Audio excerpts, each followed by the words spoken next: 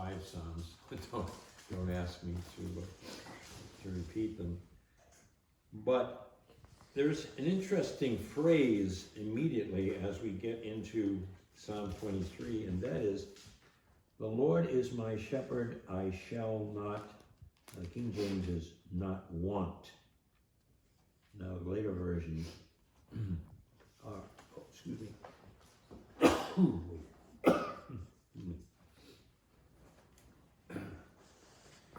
I'm not used to this air down here, I get nice clear air up in the basement. It's cold. It's clear. Anyway, later versions have, as does the NIV here, I shall not be in want. Okay, I shall not be in want. Now, I'm going to even go a step further than that. I'm going to put the Stand version in there, which is, I shall not be in need. The reason is because there's a vast difference between wants and needs. Who would like to tell me the difference between wants and needs? Any volunteers? I think Yes, wants comes from the verb wanting, and I think it just simply means lacking.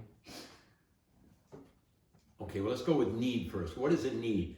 Need something like a necessity. A necessity. Yeah. Okay, give me one. Water. Water. Okay, well, that's pretty basic. Another need. Shelter. Shelter. Hygiene. I always love this topic with my 3rd graders. It's amazing what they think of as a need. But now as I look around the world today, if I asked people what their needs were, what do you think would be, at least in my mind, your mind, what would you think would be one of the major things they would need? A car. A phone. Wi-Fi. Cell phone. Cell phone, an absolute necessity.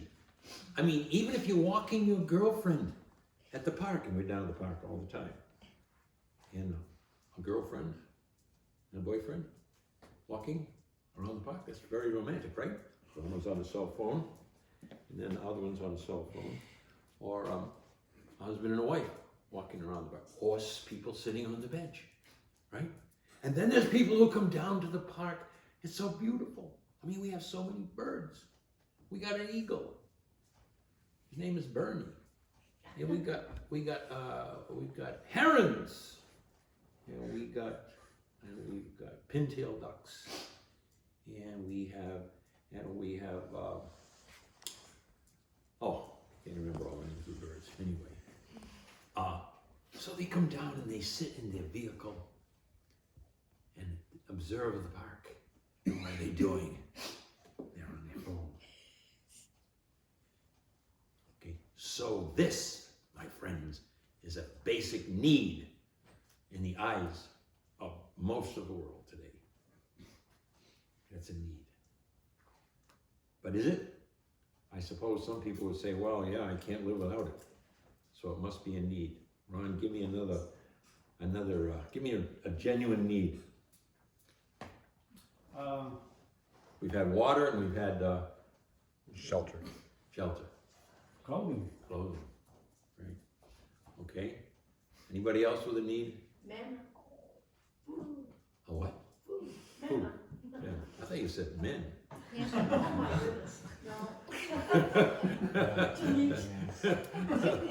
Hey. Only brothers. Food. Right. Okay. So when we see this, when we're looking at this verse here, I think we need to look at it in that light.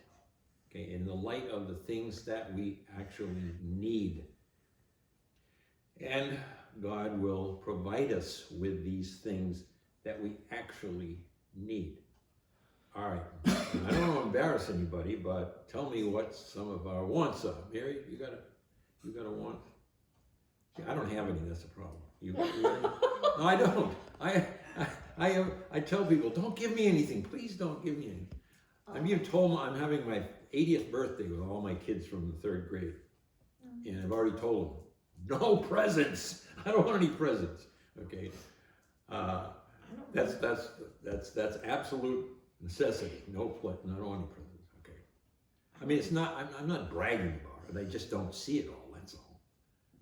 I mean, I got a pair of shorts at home like this because I work in a store, right? You see these nice shorts. You know, the cargo shorts. I got to stack this high. I don't know why. I only want it one pair at a time, right? But there they are. They're piling up. And I don't know why. Because I won't wear them anyway. Okay, Mary, a want. I don't know, I really don't want anything. There you go. See, it comes with age. I think that's it. It comes with age. I got more than enough. What's that? I have more than enough, really. There you go. Yeah. What? Yes. Attention. You want attention? No, that's what I'm saying. Like, Oh, people, okay. Right now, people, that's all they want. That's true.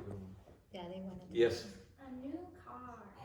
She wants a new car and you're driving a Corvette? Oh, man. No, that's his. Oh, that's his. Oh, okay. You're gonna have your. All right. Okay. Sandy, you got a what? A new car. A new car. All right. What do you got? Money, lots of money. You want lots of money? No, I'm just giving that as a. Oh, you. Oh, all right. Well, I was trying to be specific. And yes. Oh, That's pretty sweet. wait. What do you want? What do you want? Well, no, not what I want. But I was gonna say people mostly my age either want a girlfriend or a boyfriend. Yeah. And I think people, and they don't talk about it much, but what they want is security. A lot of people want security. Because it's amazing how many people have fears. You know, exterior fears. You know, fears of robbery, fears of they break down on the highway. And I think this is much to do with the media. But they got all these fears. Like something or somebody is out to get them. And that's very basic. When you look into the animal world, you don't see the animals just, you know, gently walking around. You never see a squirrel walking around like this. The squirrel goes, right? He takes another step. Because every second of his life, he's got to look out. At least he thinks he does. He has to look out. What is going to eat him up?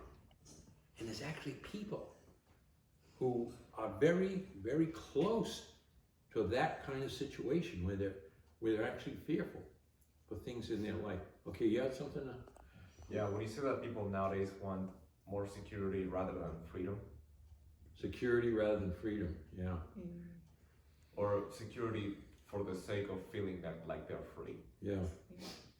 Yeah. So anyway, it's a wonderful thing because these, of course, this is a shepherd, okay? And it's the sheep talking, all right?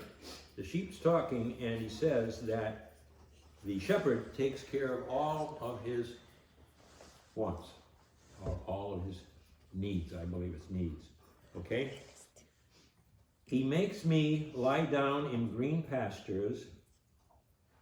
He leads me beside quiet waters. Now, we might be thinking, well, what difference does it make if the water's going whoosh, right, down the river, or the water is just still? Well, if you're a sheep, it makes all the difference in the world. Because a sheep cannot drink from water that's moving. And because they suck up, okay, they suck up and their nostril is very close to their mouth. So they have to have the water that isn't moving in order to drink. That's a very simple thing. But to a sheep, it's absolutely vital. Absolutely. So then he says, he restores my soul. He guides me in paths of righteousness for his name's sake. Now, you know, that's a huge responsibility of adults, isn't it? To guide their children in ways of righteousness. You know, I'm sure most of you have heard of Hernandez. What's his first name? Was it Aaron?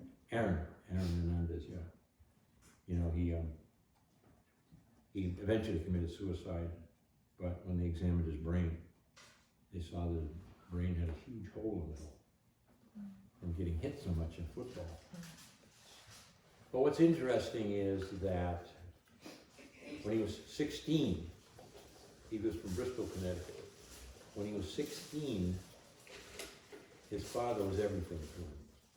His father helped him with football, his father gave him advice what he should do, and then when his father died, he started out hanging out with the wrong crowd, and one of his uncles, one of them said, well, whatever you do, don't go to Florida. Okay, because he could see that Aaron had weaknesses, and so he went to Florida, and he got into all kinds of trouble in Florida. And then when he was playing football, nobody could understand why he was hanging out with the people he was. But eventually he murdered his wife's brother, I guess, some relative of his wife, over nothing. But the point was, he had that guidance up until he was 16, and after that, it was gone. And he was never close to his mother. So, when we think of being paths of righteousness, we have to think of parents. And let's face it, when the shepherd is out there with the sheep, it's like he is the parent. He's the parent of those sheep, and he's going to be the one to guide them. Because sheep on their own don't realize the dangers out there. Now, there's a big problem in New Zealand. They have to have dogs to keep rounding the sheep up, because there's no natural enemies. There's no natural enemies to sheep in New Zealand. So they'll go all over the place, all right? So not only does the shepherd protect the sheep during the daytime, but also he provides a place called the sheepfold. And if you go out to White Tank here, and you take one of the trails, you will go up to where the shepherds built the sheepfold. And all it is rocks, you know, a rock wall that won't keep any predators out, but it will keep the sheep in. Okay, so that's what parents basically are trying to do, even though it's hard to convince the teenager that he needs any fences at all, right? He doesn't need a fence. And actually that's what a parent is doing, is trying to provide that sheepfold for their little one. Okay. Even though I walk through the valley of the shadow of death, I will fear no evil, for you are with me. Your rod and your staff, they comfort me. Now, why does the sheep have no fear when the shepherd's there? Because previous experience has taught him that he is in good hands, right? A wonderful expression. We all know that Allstate Insurance knuckled right onto it. You're in good hands, right? Well, the sheep knows that he's in good hands, that he's safe. And the only way he knows that is by prior experience. And we know that from David, right? David slew a lion. He killed a lion and a bear, both. I hope I got it right. I was getting mixed up with Samson. But, so when the sheep see that the shepherd is protecting them, they feel great. They feel safe. Okay? He leads me in paths of righteousness. Even though I walk through the valley of the shadow of death, I fear no evil, for you are with me. Your rod and your staff, they comfort me. Okay. A rod and a staff. What would you do with a rod? Keep things away. Right. You would use it to beat any animal coming in. Anybody Anybody know what the staff is for? To hook them, right? To hook them in line. Just like parents would like to do that with their kids. When you're going out the door, you know, pull them back. So once again, it's the sense that there's security. The security in the hand of the shepherd. To drive away the enemy and to bring them back to have a good life. Now, you prepare a table before me in the presence of my enemies. Okay. It's not exactly a table. It's a pile of rocks, actually. And what happens is there's wild plants that grow that are harmful to the sheep.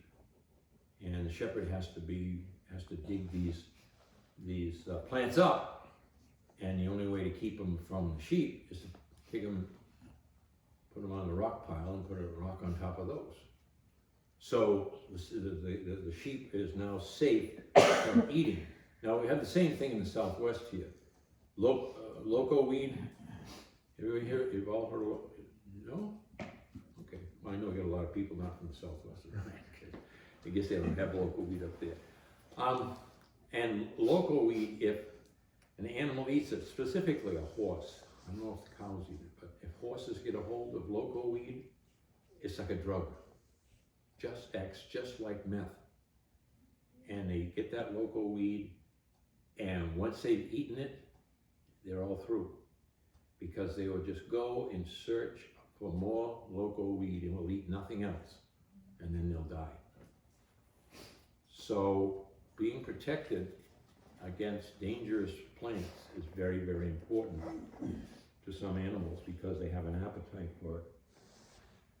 You anoint my head with oil, so I assume that if you're injured, the shepherd must carry oil. I don't know about that. Surely goodness and love will follow me all the days of my life, and I will dwell in the house of the Lord forever. Surely goodness and love, or mercy, as it is in the King James, will follow me all the days of my life. Now, that's something which I guess our generation is totally lacking in, because we have over 50% divorce rate. So, who can feel secure?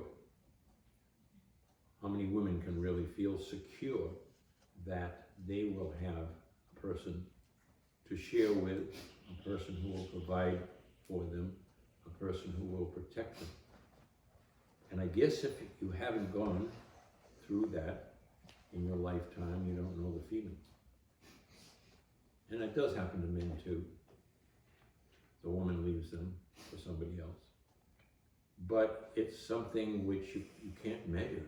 You can't measure the importance of that feeling that there'll always be somebody there for you. That you are dependable. That you will show up. That you will have a job, which is a meaningful job. And that job was going to carry you, your husband or your wife, right through your lifetime. Surely goodness and mercy all the days of my life. And what does the scripture say? He that endureth to the end will be saved. So you see, it's a two-way street. It's God will provide for you, right? But you have to show your loyalty to God. And when the two work together, it means that happiness is there for all. And all those who seek first the kingdom of God and his righteousness, and all these things will be added.